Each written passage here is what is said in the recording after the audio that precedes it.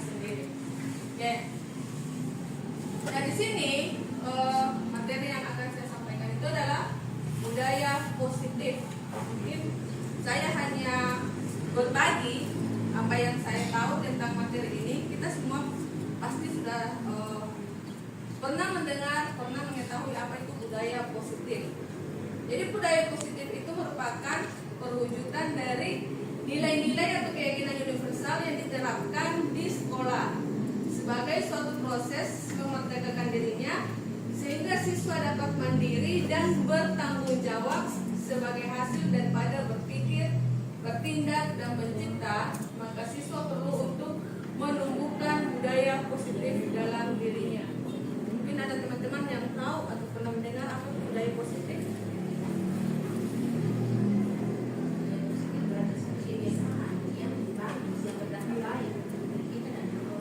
Oke, baik.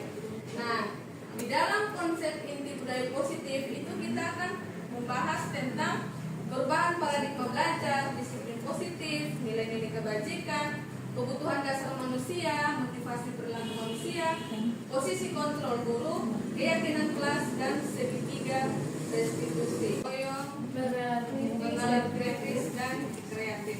Jadi kurikulum Merdeka sekarang itu menekankan untuk pembelajaran yang berdiferensiasi, di mana pembelajaran itu yang berpusat pada murid, bukan berpusat pada guru. Jadi selama ini yang biasa kita lakukan itu di kurikulum yang lama itu biasa kita menggunakan pembelajaran itu hanya berpusat pada guru. Jadi guru hanya menerangkan gini, entah mereka mau terima, entah mau tidak, itu berpusat pada guru.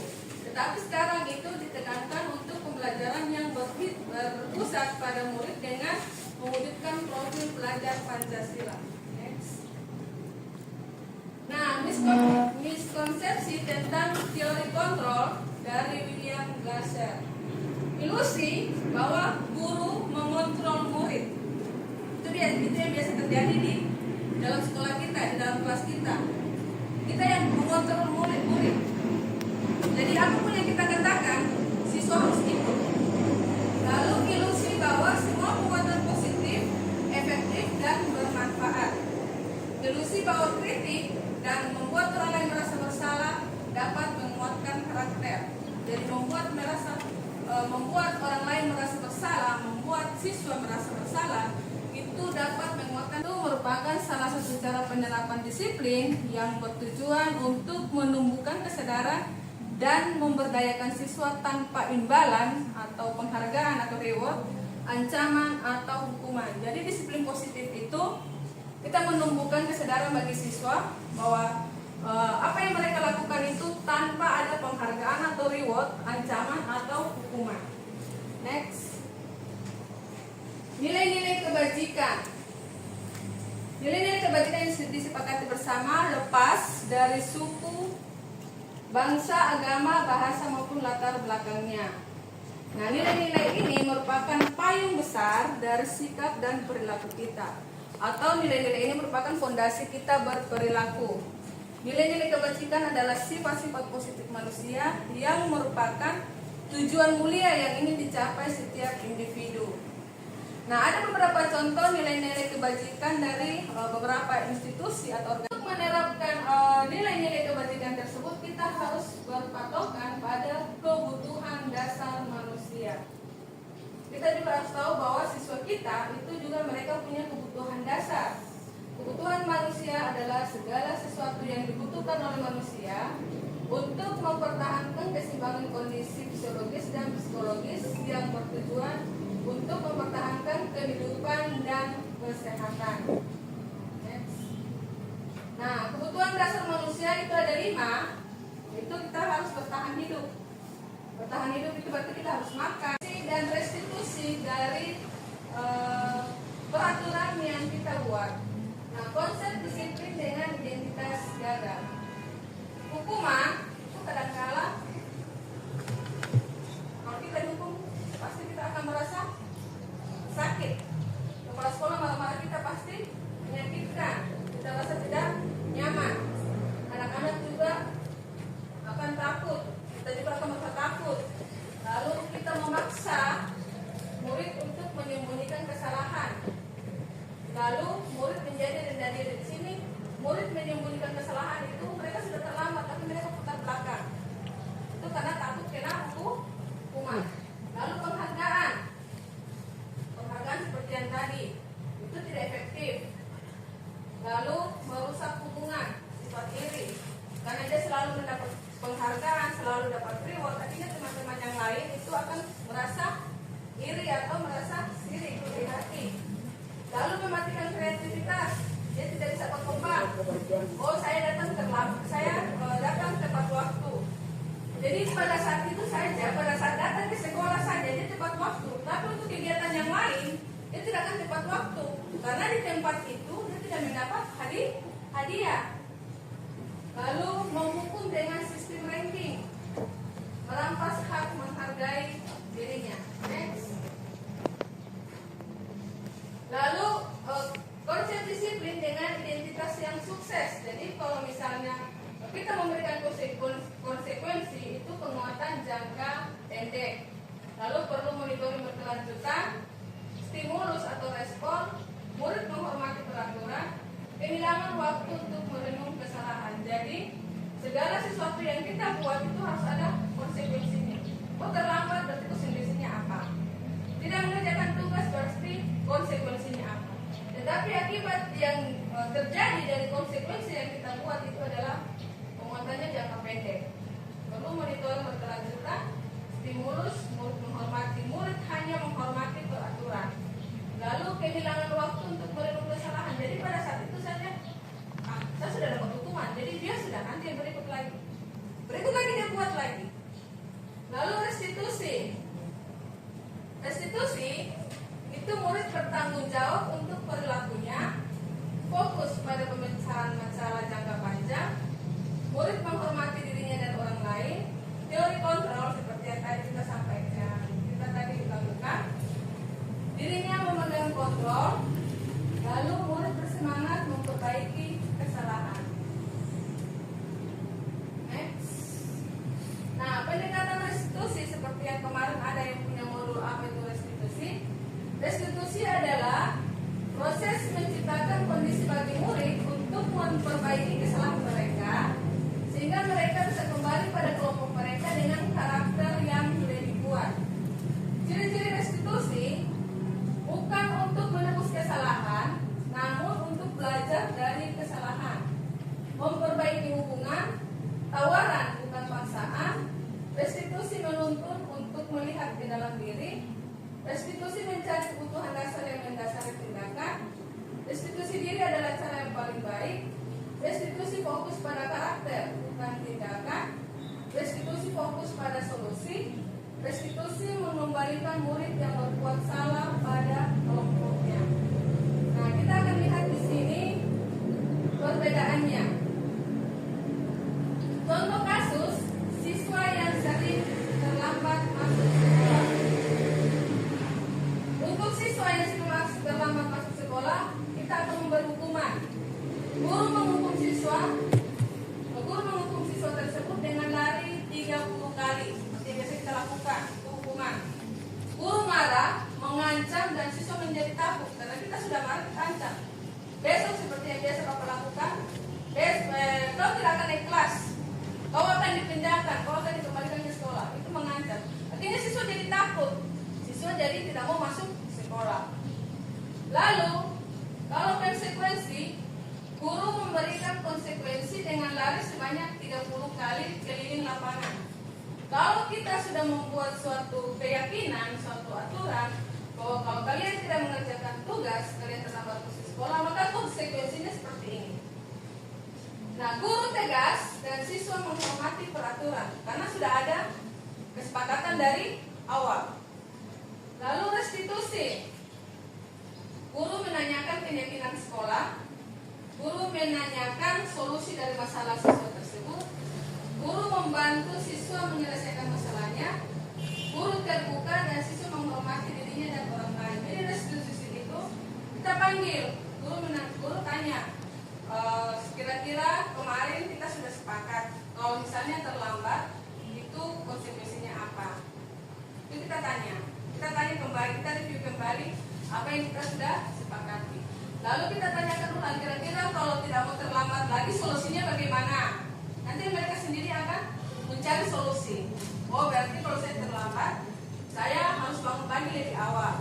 Supaya saya bangun pagi lebih awal, malamnya juga saya harus tidur lebih awal. Itu kita menanyakan solusi dari masalah siswa tersebut. Nah, di sini kita membantu siswa dia menyelesaikan masalahnya sendiri. Next. Nah, di sini ada segitiga restitusi. Segitiga restitusi itu yang pertama menstabilkan identitas, validasi tindakan yang salah, menanyakan keyakinan. Pertama, menstabilkan identitas. Contoh, kita panggil, terus kita ajak diskusi. Kita manusia berbuat salah itu tidak apa-apa. Lalu tidak ada manusia yang sempurna. Saya juga pernah melakukan kesalahan seperti itu. Kita mulai cerita dulu waktu sekolah juga begini-begini. Pasti kita akan cerita itu. Tapi kita bisa menyelesaikan masalah ini dengan cara apa? Nah, Bapak Ibu atau saya yang kita yang berdiskusi dengan siswa tidak tertarik mencari siapa yang salah. Karena kan kadang-kadang anak-anak mulai menyalahkan, oh ini karena saya terlambat antar, terlambat ini makanya saya terlambat masuk sekolah. Tapi kita mencari solusi dari masalah ini. Nah, kamu bisa merasa begitu. Apakah kamu sedang menjadi teman yang baik buat dirimu sendiri? Jadi kalimat-kalimat ini kita keluarkan untuk kita menstabilkan identitas anak itu kembali. Artinya kita menggali jati diri anak itu kembali supaya dia sadar bahwa apa yang dia lakukan itu salah, bukan hanya serta-merta kita marah-marah. Next. Nah, kita validasi tindakan yang salah. Padahal kamu bisa melakukan yang lebih buruk dari ini ya. Contoh, kita menemukan anak kita yang sedang merokok. Berarti kalau kamu sudah merokok, berarti kamu bisa melakukan hal yang lebih buruk. Misalnya minum minuman keras. Padahal kamu bisa melakukan hal yang lebih buruk dari ini. Kita bisa menerapkan kata itu. Kamu pasti punya alasan mengapa melakukan hal itu. Kamu punya alasan kenapa kamu bisa merokok. Pasti ada alasannya. Kita akan beri contoh. Kenapa kita makan? Karena saya lapar. Nah, kamu patut bangga pada dirimu sendiri karena kamu telah melindungi sesuatu yang penting buat kamu. Contohnya misalnya ada anak yang berkelahi. Lalu karena temannya mungkin mengambil barang miliknya dia berusaha untuk tidak memberikannya. Ini terjadi perkelahian. Nah, itu kita mungkin punya bahasa. Kamu patut bangga pada dirimu sendiri karena kamu telah melindungi sesuatu yang penting buat kamu. Lalu, kamu boleh mempertahankan sikap itu, tapi kamu harus menambahkan sikap yang baru. Contohnya kalau misalnya kita punya anak-anak, kalau mereka punya nilai jelek, kadang-kadang kita bilang begini, kenapa aku punya nilai jelek begini kan? Nah, mungkin kita bisa mengeluarkan bahasa yang lebih halus. Ini sudah bagus, tapi mungkin bisa diperbaiki lebih baik lagi. Seperti itu. Next. Lalu kita menanyakan keyakinan. Apa yang kita percaya sebagai kelas atau keluarga? Artinya begini. Apa yang sudah kita sepakati sebelumnya? Lalu apa nilai-nilai umum yang telah kita sepakati? Kalau misalnya anak tersebut dia terlambat mengumpulkan tugas, dari awal kan kita sudah kasih tahu. Kamu kalau terlambat mengumpulkan tugas berarti konsekuensinya seperti ini. Nah, pada saat mereka terlambat mengumpulkan tugas, kita akan tanya kesepakatan kita dari awal itu seperti apa. Lalu nilai-nilai apa atau hal-hal apa yang telah kita sepakati. Nah, coba kamu bayangkan kira-kira kalau kamu bisa membuat tugas semua mata pelajaran itu selesai tepat waktu, itu kira-kira bagaimana? Kamu ada punya perasaan apa? Apakah kamu ada perasaan tenang, nyaman, atau gelisah, atau apapun itu? Lalu kita tanyakan, kira-kira kalau kamu punya kelakuan seperti ini terus, tidak mengumpulkan tugas tepat waktu, kamu mau jadi orang seperti apa? Oke, next. Nah, di sini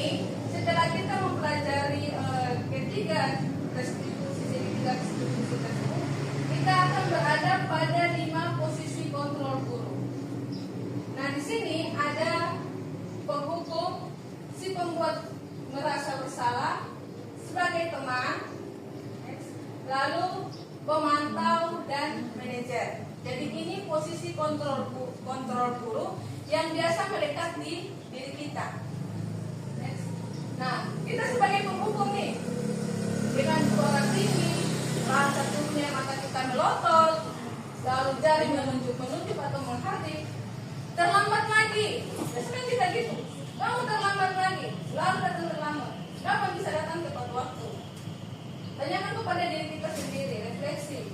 Bagaimana perasaan murid bila guru berbicara seperti itu pada saat muridnya datang terlambat? Hasilnya, kemungkinan murid akan marah dan mendendam atau bersifat agresif. Bisa jadi sesudah kembali duduk, murid tersebut akan mencoret-coret bukunya atau meja tulisnya. Yang buruk lagi, sepulang sekolah, murid mungkin melihat motor atau mobil bapak ibu guru dan akan menggores kendaraan tersebut dengan paku. Mungkin karena untuk pelampiasan rasa marahnya tadi. Lalu posisi kontrol yang berikut itu sebagai pembuat merasa bersalah. Dada suara memelas atau halus, sedih, lalu bahasa tubuh merapat pada anak-anak. Misalnya, Adi, kamu ini bagaimana ya? Kamu sudah berjanji dengan ibu tidak akan terlambat lagi. Kenapa kamu ya senang sekali mengecewakan ibu? Ibu benar-benar kecewa sekali. Kadang-kadang bahasa ini juga keluar.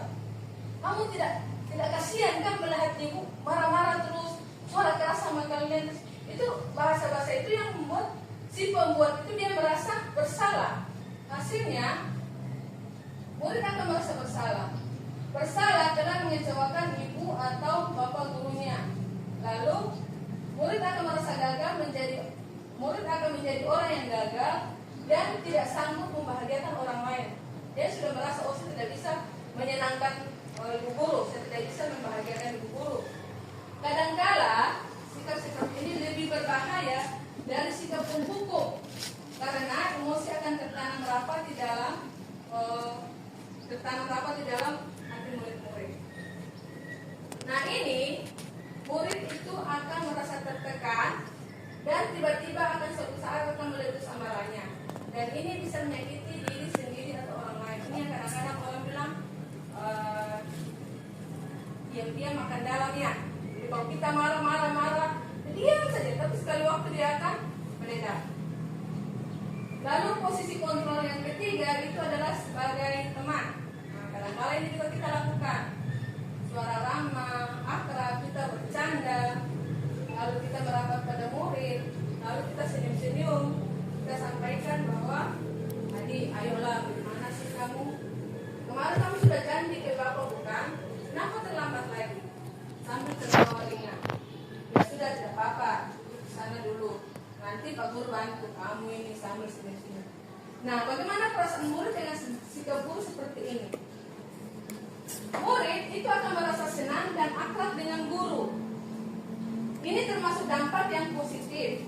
Hanya di sisi negatif, murid menjadi tergantung pada guru tersebut. Bila ada masalah, dia merasa bisa mengandalkan guru tersebut untuk membantunya.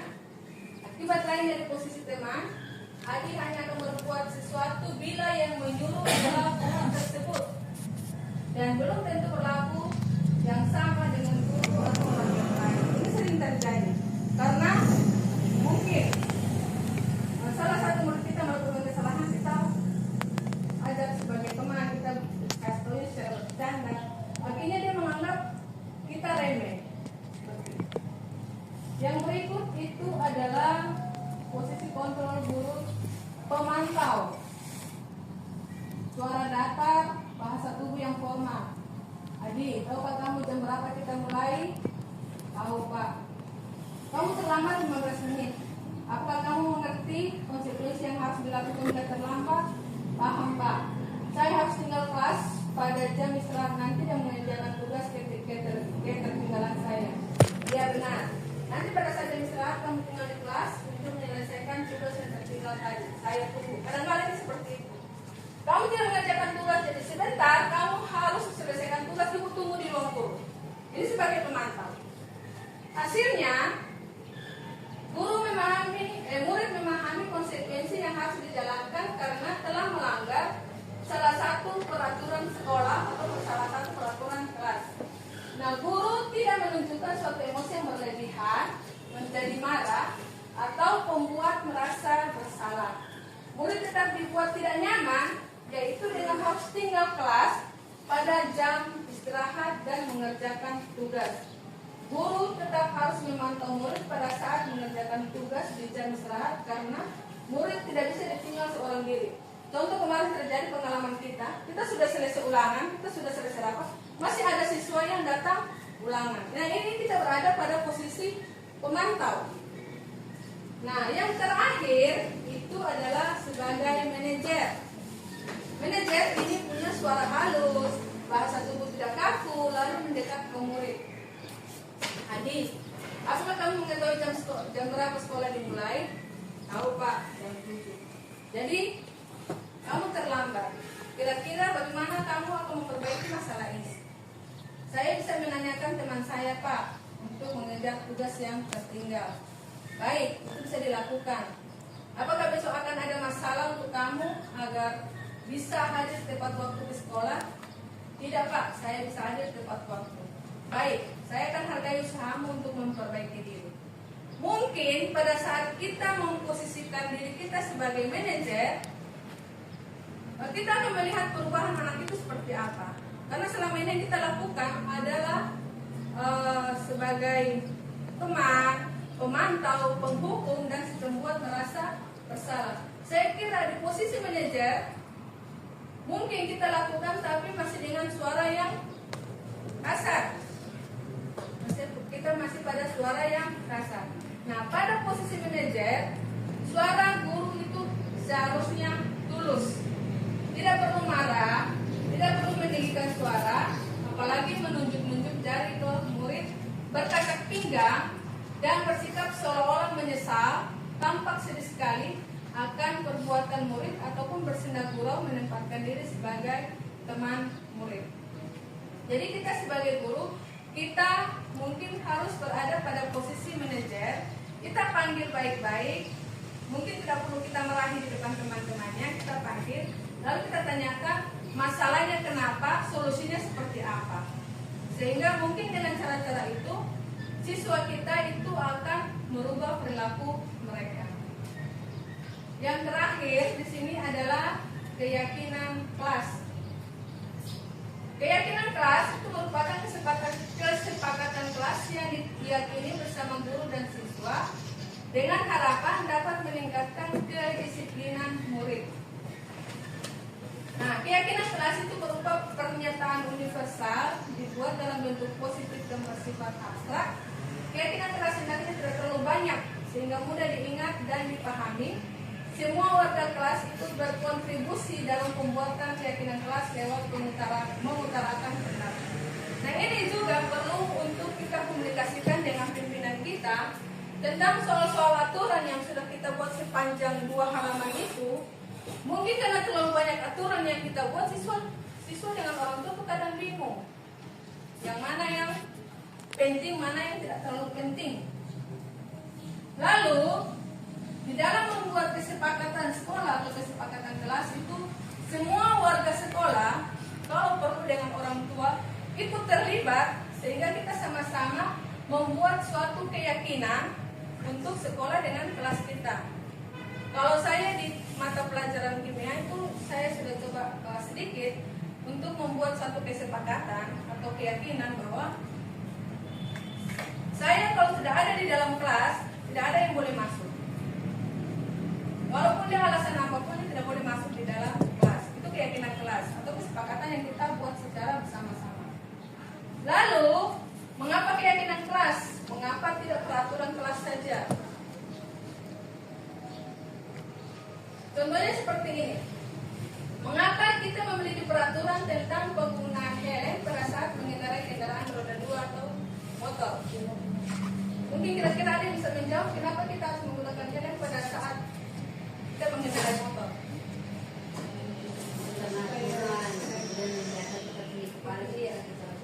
Kita menjaga kesehatan, kita menjaga keselamatan. Lalu, mengapa kita memiliki peraturan tentang penggunaan masker dan mencuci tangan setiap saat? Ya, karena kita akan merasa bahwa itu untuk kesehatan kita, itu untuk keselamatan kita. Dan kita yakin bahwa apa yang kita sudah sepakati itu karena ada sesuatu hal di situ. Kenapa dibuat keyakinan kelas bukan peraturan? Mungkin ada yang bisa menjawab. Kenapa bukan peraturan tapi keyakinan? Peraturan itu dibuat untuk dilanggar. Kebanyakan demikian. Mengapa keyakinan kelas? Mengapa tidak peraturan kelas saja? Kalau peraturan kan tidak semua mungkin bisa mengikuti, tapi kalau sudah keyakinan kan tentunya itu sudah bisa melakukan. Iya. Yakin. Karena kenapa kita tidak buat peraturan? Karena peraturan itu kadang-kala anak-anak mau coba-coba. Tetapi kalau kita membuat keyakinan kelas, kita percaya bahwa apa yang kita buat itu kita yakin bahwa itu ada sesuatu di baliknya. Contohnya seperti ini. Kenapa kita harus memakai helm pada saat mengendarai kendaraan bermotor? Karena kita yakin bahwa kalau kita memakai helm, kita yakin pasti kita akan selamat. Kenapa kita harus memakai masker dan mencuci tangan? Karena kita yakin dengan memakai masker dan mencuci tangan kita akan menjaga kesehatan. Next. Oke. Nilai-nilai keselamatan atau kesehatan inilah yang kita sebut sebagai suatu keyakinan, yaitu nilai-nilai kebajikan universal yang disepakati secara tersirat dan tersurat, lepas dari latar belakang suku, negara, bahasa maupun agama. Oke, baik, terima kasih. Kita lanjut di itu. Sekarang kamu dulu aja.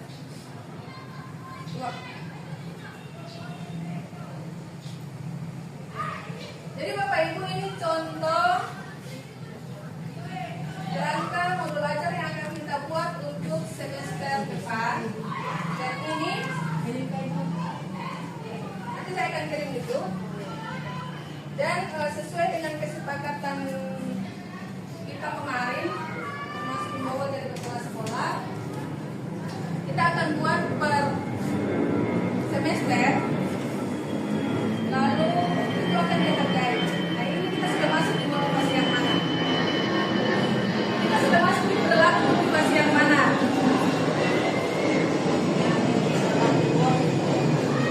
Kita harus sesuatu dengan pertanyaan. Jadi nanti itu yang akan dihargai. Jadi Bapak Ibu teman-teman jangan salah tangkap ya. Satu modul per mata pelajaran.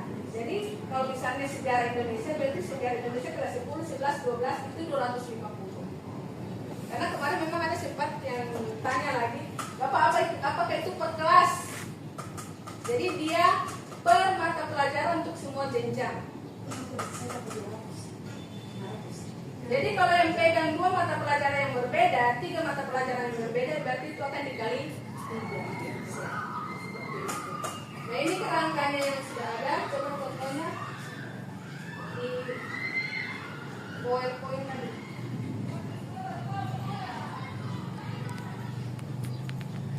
Nah ini salah satu contoh yang kami sudah buat, yang kami buat di MGP. Jadi di situ ada informasi umum.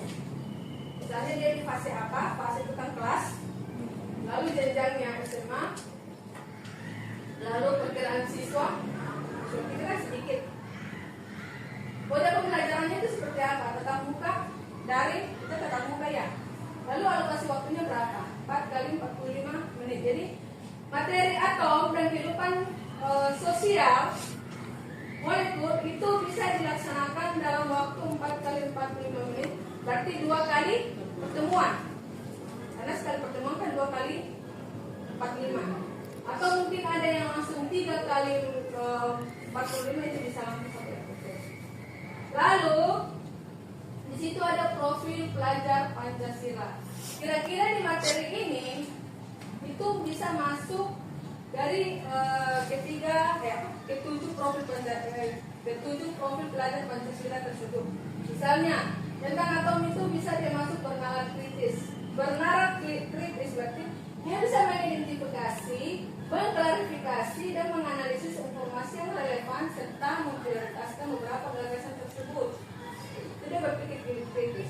Lalu mandiri, bergotong royong. Jadi untuk materi atom yang tadi itu ada 3 profil pelajar Pancasila di dalamnya yang kita harapkan.